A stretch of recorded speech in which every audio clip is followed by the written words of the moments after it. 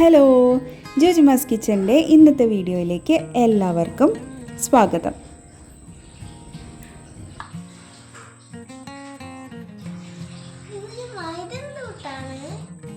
ഇതാണ് ഉള്ളിപ്പത്തിരിയും ചീരുള്ളി ചിക്കനും.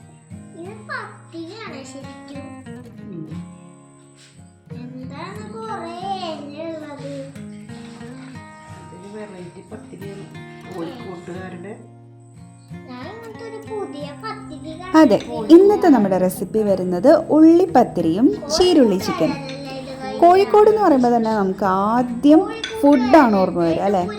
നല്ല ടേസ്റ്റി ആയിട്ടുള്ള ഫുഡ്, അതുപോലെ തന്നെ വെറൈറ്റി ആയിട്ടുള്ള കോമ്പിനേഷൻസും വെറൈറ്റി ആയിട്ടുള്ള ഡിഷസുമാണ് കോഴിക്കോട്ടുകാർക്കുള്ളത്.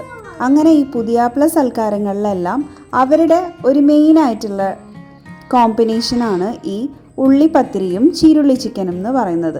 അപ്പോൾ നമുക്ക് വേഗം തന്നെ ഇതെങ്ങനെയാണ് ഉണ്ടാക്കുന്നതെന്നും ഇതിലെന്തൊക്കെയാണ് പ്രത്യേകതകളുള്ളതെന്നും നോക്കിയിട്ട് വരാം.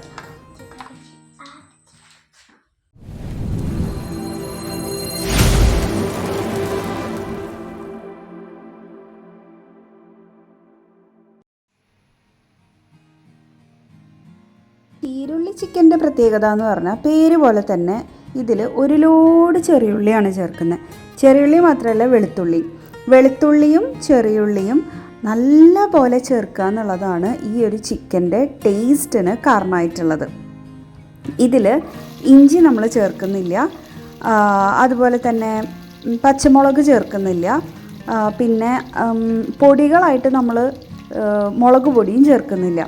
അപ്പോൾ ഇതൊന്നും ഇല്ലാത്തതിൻ്റേതായൊരു പ്രത്യേക ഒരു ഫ്ലേവറാണ് ഈ ഒരു കറിക്ക് വരുന്നത്. ഇതിലേക്ക് ആദ്യം നമ്മൾ എന്താ ചെയ്യുന്നതെന്ന് വെച്ചിട്ടുണ്ടെങ്കിൽ വെളുത്തുള്ളി ഇങ്ങനെ ക്രഷ് ചെയ്യാതെ ഇതുപോലെ മുഴുവനായിട്ടിട്ടിട്ട് എണ്ണയിലിട്ടിട്ട് നന്നായിട്ട് ഒന്ന് മൂപ്പിച്ചെടുക്കണം. എന്നിട്ട് കുറച്ചധികം തന്നെ ചെറിയുള്ളി ചേർത്ത് കൊടുക്കുക. ചെറിയുള്ളിയും ഇതുപോലെ തന്നെ അങ്ങനെയോടെ തന്നെയാണ് ഇടേണ്ടത്. അതല്ലെങ്കിൽ ഒന്ന് നടുകട്ട് ചെയ്തിട്ട് ഇട്ട് കൊടുക്കുക, വലിയ ഉള്ളിയാണെന്നുണ്ടെങ്കിൽ. എന്നിട്ട് നല്ല പോലെ ഇതൊന്ന് മിക്സ് ചെയ്തെടുക്കുക.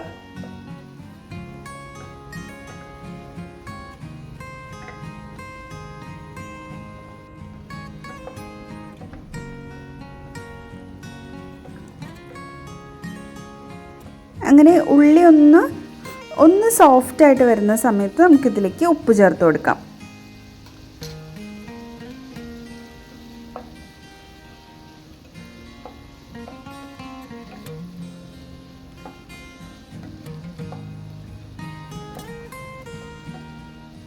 ഇനി നമ്മൾ എരിവിനായിട്ട് ഇതിലേക്ക് ചേർത്ത് കൊടുക്കുന്നത് ഈ മുളകാണ്. ഈ ഉണക്കമുളക് കട്ട് ചെയ്തിട്ട് അതാണ് ചേർത്ത് കൊടുക്കണത്. അതും കുറച്ച് ക്വാണ്ടിറ്റി അധികം വേണം.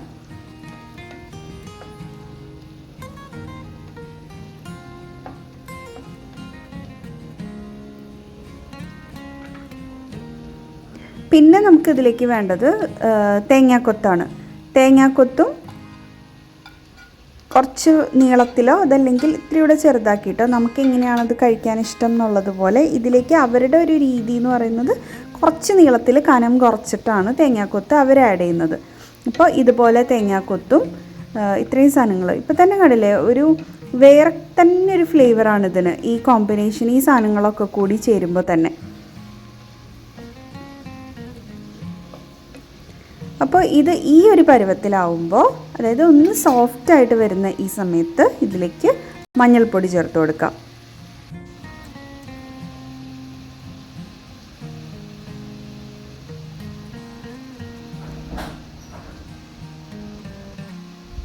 ഇനി ഇതിലേക്ക് നമുക്ക് 1 ടീസ്പൂൺ കുരുമുളക് പൊടി ചേർത്ത് കൊടുക്കാം.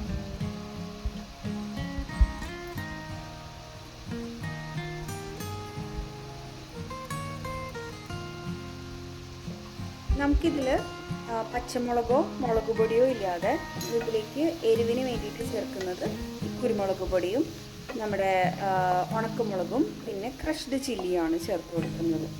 ക്രഷ്ഡ് ചില്ലി നമുക്ക് ലാസ്റ്റ് ചേർത്താൽ മതി. ഇപ്പോൾ കുരുമുളക് പൊടി മാത്രം ആഡ് ചെയ്ത് കൊടുക്കുക. നമ്മുടെ ഈ 2 പൊടികളും നല്ലപോലെ ഈ ഒരു മിക്സിലേക്ക് ചേരുന്നതിലും നന്നായിട്ടൊന്ന് മിക്സ് ചെയ്ത് കൊടുക്കുക.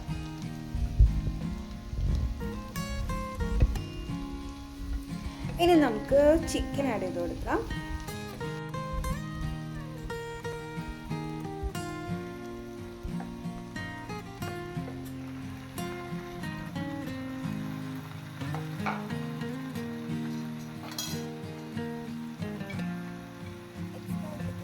ഇത് കൊടുക്കേണ്ട ആവശ്യമില്ല. ചിക്കനിലേക്ക് നമ്മൾ നേരത്തെ ഈ മസാലയിലേക്ക് വേണ്ടിയിട്ടുള്ള ഉപ്പ് കൊടുത്തിട്ടുണ്ടായിരുന്നു. അത് ചിക്കനിലേക്കുള്ളത് ആവശ്യത്തിനായിട്ടില്ലെങ്കിൽ ചിക്കനിലേക്കുള്ള ഉപ്പ് ഇപ്പോൾ ഇട്ട് കൊടുക്കാം. എന്നിട്ട് ഈ മസാലയായിട്ട് ചിക്കൻ നല്ലപോലെ ഒന്ന് ഇളക്കി യോജിപ്പിക്കാം.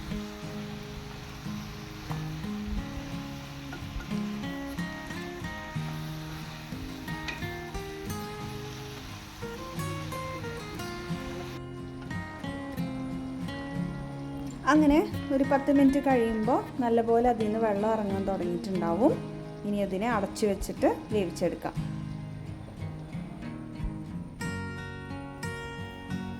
ഒരു 20 മിനിറ്റ് കഴിയുന്ന സമയത്ത് ഇതുപോലെ ഇത്രയും വെള്ളം അതിൽ നിന്ന് ഇറങ്ങി നല്ലപോലെ ഇതൊന്ന് അത്യാവശ്യം വെന്തിട്ടുണ്ടാവും. അപ്പോൾ ആ ടൈമിലാണ് നമ്മളിതിലേക്ക് ചതച്ച മുളക് ആഡ് ചെയ്ത് കൊടുക്കുന്നത്.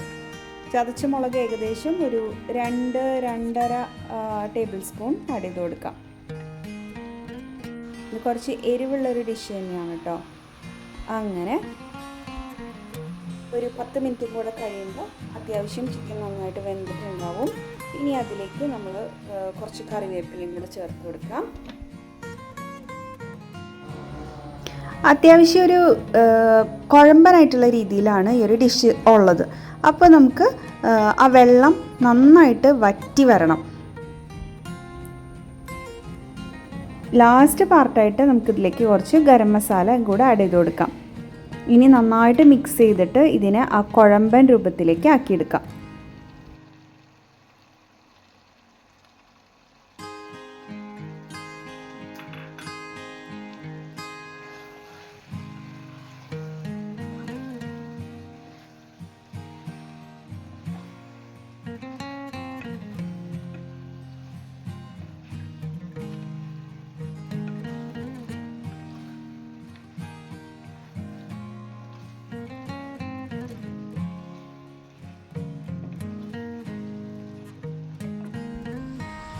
അപ്പോൾ ഇതാണ് ചീരുള്ളി ചിക്കൻ്റെ ഫൈനൽ ലുക്ക് വരുന്നത്. എന്താ നമ്മൾ മല്ലിപ്പൊടിയോ മുളക് പൊടിയോ ഒന്നും ചേർത്തിട്ടില്ല. പക്ഷെ ഒരു നല്ലൊരു കളറും ഇതിനൊക്കെ ഒരു ഫ്ലേവറും ടേസ്റ്റും ഒക്കെയുള്ള അടിപൊളിയായിട്ടുള്ളൊരു റെസിപ്പിയാണിത്. അപ്പോൾ നമുക്കിനി അടുത്തതായിട്ട് എങ്ങനെയാണ് നമ്മുടെ പത്തിരി ഉണ്ടാക്കുന്നതെന്ന് നോക്കാം. ഉള്ളിപ്പത്തിരി പെട്ടെന്ന് നമുക്ക് നമ്മുടെ കൈപ്പത്തിരിയുടെ ഒരു സാദൃശ്യം കാണുമ്പോൾ തോന്നാം. പക്ഷെ അതിൻ്റെ ടേസ്റ്റ് അങ്ങനെയല്ല. ഇതിലേക്ക് വേണ്ടിയിട്ട് നമ്മൾ പൊടിക്ക് ഈക്വൽ അളവിനുള്ള വെള്ളമാണ് ചേർക്കേണ്ടത്. ഇപ്പോൾ 1.25 കപ്പ് വെള്ളം നമ്മൾ എടുത്തിട്ടുണ്ട്. അതിലേക്ക് ഉപ്പിട്ട് നന്നായിട്ട് തിളച്ച് വരുന്ന സമയത്ത് 1.25 കപ്പ് പൊടി ചേർത്തിട്ട് ആണ് നമ്മളിതിനെ പ്രിപ്പയർ ചെയ്തെടുക്കേണ്ടത്.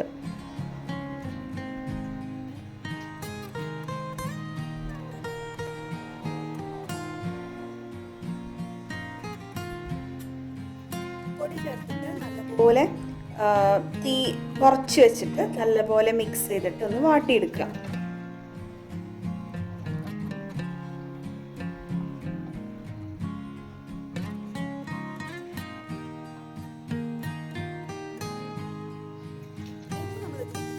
ഉള്ളി ചേർക്കുകയാണ് ചെയ്യുന്നത്. ചെറിയുള്ളി ആണെന്നുണ്ടെങ്കിൽ ചെറുതാക്കിയിട്ട് അതെല്ലാം നമ്മുടെ സവാളയാണെന്നുണ്ടെങ്കിൽ സവാളയും നല്ല ചെറുതാക്കിയിട്ട് കട്ട് ചെയ്തിട്ട് ആഡ് ചെയ്ത് കൊടുക്കുക. ഈ ഉള്ളിയും മല്ലിയിലയും നമ്മൾ ചേർക്കുന്നത് തീ ഓഫ് ചെയ്തതിന് ശേഷം ഈ ഉള്ളിയും മല്ലിയിലയും ചേർത്തിട്ട് അങ്ങ് അടച്ചു വെച്ചാൽ മതി. ഒരു 10 മിനിറ്റ് അടച്ചു വയ്ക്കുക. അപ്പോൾ ആ ഉള്ളിയുടെയൊക്കെ ഫ്ലേവർ നന്നായിട്ട് ഇറങ്ങും. ഇനി ഒന്ന് ചൂടാറിയ ശേഷം ഒരു നല്ല പരന്നിട്ടുള്ള ഒരു തളികയിലിട്ടിട്ട് നമുക്ക് നല്ലതുപോലെ കുഴച്ചെടുക്കാം.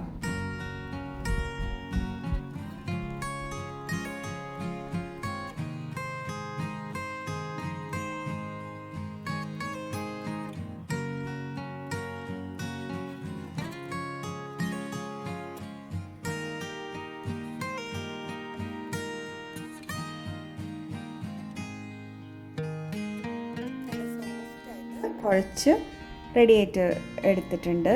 ഇനി നമുക്ക് വേണ്ടത് കൈപ്പത്തിരിയുടെ പോലെ തന്നെ കുറച്ച് വലിയ ഉണ്ട വേണം എടുക്കാൻ വേണ്ടിയിട്ട്.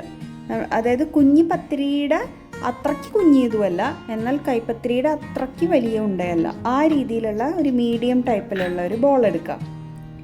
എന്നിട്ട് പത്തിരി പ്രസ്സിൽ വെച്ചിട്ട് ഒന്ന് എണ്ണ തടവിയിട്ട് കുറച്ച് കട്ടിയിൽ, ഭയങ്കര കട്ടിയാവാനും പാടില്ല, ഇതുപോലെ മറ്റേ നൈസ് പത്തിരിയുടെ അത്ര നൈസ് ആവാനും പാടില്ല, ഇത്ര കട്ടിയിൽ പരത്തിയെടുക്കുക.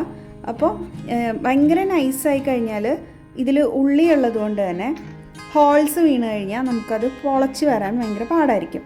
സോ ഇത്തിരി കട്ടിയിൽ വേണം കിട്ടാൻ വേണ്ടിയിട്ട്, എന്നാലും നല്ല പോലെ പൊളച്ച് കിട്ടും നമുക്ക്. അങ്ങനെ ഇതേപോലെ വേണം റെഡിയാക്കി എടുക്കാൻ.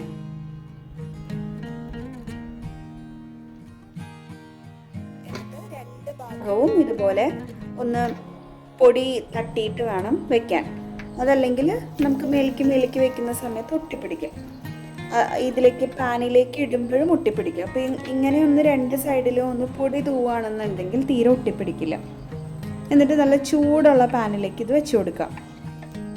ആദ്യം ഇട്ട് കഴിഞ്ഞാൽ ഒരു 10 സെക്കൻഡ് അങ്ങനെ വെക്കുക, എന്നിട്ട് മറിച്ചിട്ട് കൊടുക്കാം. ഇങ്ങനെ ഏകദേശം ഒരു മിനിറ്റിനടുത്ത് കഴിയുമ്പോൾ ചെറുതായിട്ട് കുമിളകൾ വരാൻ തുടങ്ങും. അപ്പോൾ നമുക്ക് തിരിച്ചിട്ട് കൊടുക്കാം. അപ്പോൾ അത് നല്ല പോലെ പൊന്തി വരും.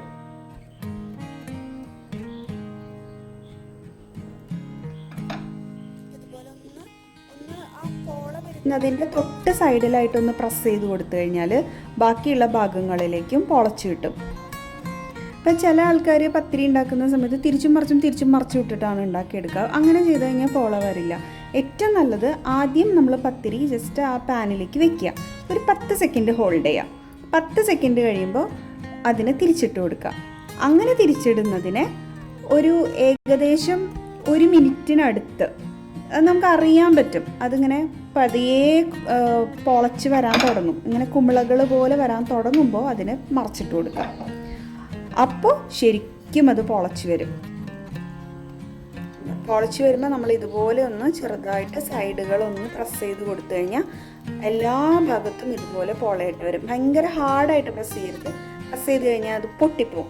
അതല്ലാതെ ചെറുതായിട്ടൊന്ന് പോളകളുള്ള ഭാഗങ്ങളുടെ സൈഡായിട്ടൊന്ന് പ്രസ് ചെയ്ത് കൊടുത്താൽ എല്ലാ ഭാഗവും നല്ലപോലെ പൊളച്ച് കിട്ടും. കണ്ടോ, ഇത് ഏകദേശം നമ്മുടെ കൈപ്പത്തിരിയുടെ ഒക്കെ പോലെ ഒന്ന് മുരിഞ്ഞും വരും. എന്നിട്ടത് പ്ലേറ്റിലേക്ക് വെച്ചിട്ട് ചെറുതായിട്ട് അതിലൊന്ന് നെയ്യ് തടവി കൊടുക്കാം. ഇതാണ് നമ്മുടെ ഉള്ളിപ്പത്തിരിയുടെ ഫൈനൽ ലുക്ക് വരുന്നത്. ഉള്ളിപ്പത്തിരിയും ചീരുള്ളി ചിക്കനും. ഇത് കഴിക്കുന്ന രീതി എന്ന് പറഞ്ഞു കഴിഞ്ഞാൽ നമ്മൾ പത്തിരി എടുത്ത് അതിലേക്ക് തേങ്ങാപ്പാൽ ഒഴിച്ച് ചിക്കൻ, അതാണ് അതിൻ്റെ ഒരു കോമ്പിനേഷൻ വരുന്നത്. പത്തിരി എപ്പോഴും കഴിക്കുമ്പോൾ തേങ്ങാപ്പാൽ ഒഴിച്ച് കഴിക്കുമ്പോഴാണ് പത്തിരി നല്ല സോഫ്റ്റ് ആയിട്ട് വരും, കഴിക്കാൻ നല്ല സുഖമായിരിക്കും. നമ്മുടെ കറിയുടെ ഒരു ടേസ്റ്റും ഈ പാലിൻ്റെ കൂടെയുള്ള ഒരു ടേസ്റ്റും ഒക്കെ കറക്റ്റ് അതിൻ്റെ ഒരു കോമ്പിനേഷൻ വരുന്നത് അങ്ങനെയാണ്.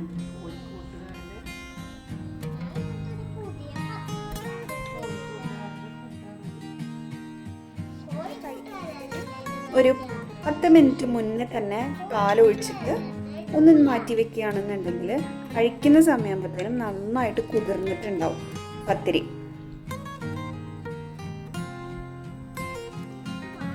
അങ്ങനെയാണ് പത്തിരിയും ചിക്കനും അല്ലെങ്കിൽ പത്തിരിയും കറിയും കഴിക്കേണ്ട ഒരു രീതി. അപ്പോൾ നമ്മുടെ ഈ ഒരു കോഴിക്കോടുകാരുടെ സ്പെഷ്യൽ റെസിപ്പി ഇഷ്ടപ്പെട്ടിട്ടുണ്ടാവുമെന്ന് വിചാരിക്കുന്നു. Thank you.